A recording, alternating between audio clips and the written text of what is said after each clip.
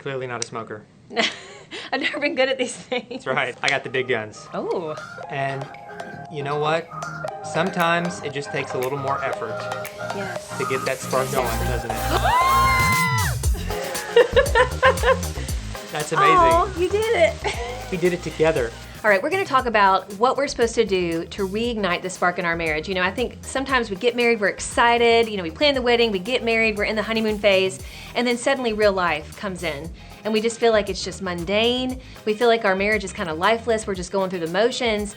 And, you know, sometimes we just kind of, I don't know, get on autopilot. We get into what I like to refer to as the zombie marriage trap, where we're just kind of going about life, not really connecting. So what do we do? How do we reignite that spark? Well, it takes a lot of effort and intentionality. And on one hand, the goal shouldn't be to constantly chase feelings in your marriage. I think in our culture, we're so obsessed with these feelings of what love is supposed to be that the moment real life sets in and maybe you're having a hard day and you're not feeling the way you felt on your first date, you assume, oh my goodness, I married the wrong person or whatever. And that's just a totally broken mindset because feelings are going to come and go and be all over the place over the many, many decades of life together with your spouse.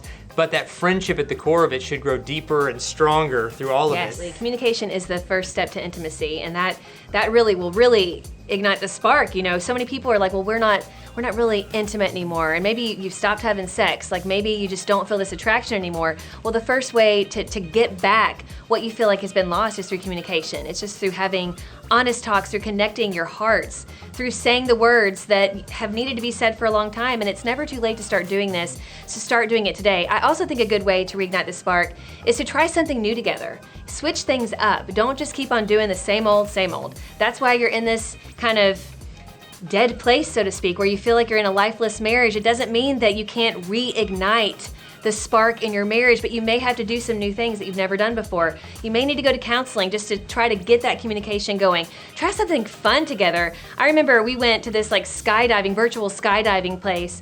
Not something I would normally do, but it was fun. It was a new experience together.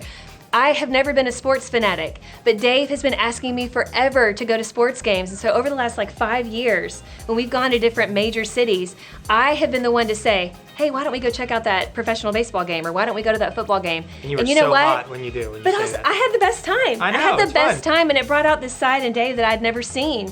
And so try something new and really play to each other's strengths. If there's something that your spouse has a passion for, go and join with them in experiencing that passion together. Go to those concerts they've always wanted to go to. Learn something new. Go to a cooking class together. You can be learning something new together. Whatever it is, just know that it's not over. You can't just give up and just say, you know what, we're just going to survive this marriage and grunt through life. And I guess it's kind of like a prison sentence, because that is not what God designed marriage for. He wants you to have a thriving marriage. It doesn't mean you're not going to have troubles, but it does mean that you're going to have to work through those troubles and get to the other side and find ways to enjoy life together. And when you do that, you will be amazed at how close you grow together, and you'll have so much fun. It can be so much fun. And for more ideas and exercises on this, check out the Naked Marriage Podcast. We put out a new episode every single week. Yep. And also a ton of marriage building resources at marriagetoday.com. So let's continue the conversation there.